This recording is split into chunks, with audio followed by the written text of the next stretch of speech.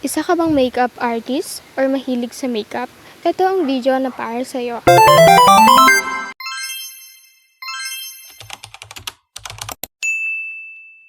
Hi! It's me again, the human being na nagmamarunong.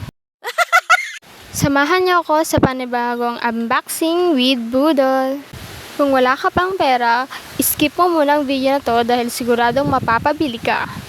3 palette nga pala to at kapag bumili ka, marami siyang freebies. Meron na itong kasamang 8-in-1 na brush, isang lip tint at isang collagen.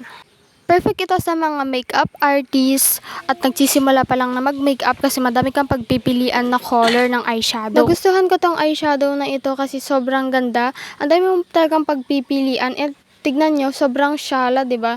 Hindi nyo akalain na 209 ko lang ito nabili. Ito yung next na eyeshadow palette nila. Maganda din yung color nito. Ang lakas makapangmayaman at sobrang dami mo talagang eyeshadow na pagpipilian. Ito yung ikatlo dun sa may eyeshadow.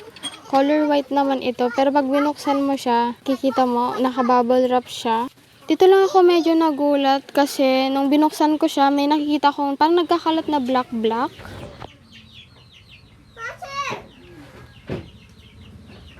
Oh, may sira siya.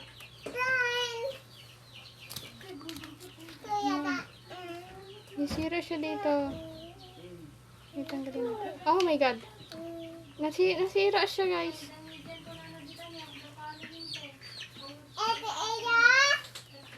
Bala ko sana siyang i-refund kaso gagamitin ko na siya ngayong araw kasi may make-upan ko yung pamangkin ko nasasali sa Little Miss. Pero okay lang yun kasi isa lang naman yung damage niya at color black yun, so feeling ko hindi ko naman gagamitin yung color black. Kaya ikikip ko na lang siya since maganda naman yung ibang colors ng mga eyeshadows. Maire-recommend ko lang dun sa pinagbilhan ko isa na ikip nila ng mabuti, lagyan nila ng bubble wrap yung lahat or dagdagan pa yung bubble wrap para wala na ulit mangyari na ganito.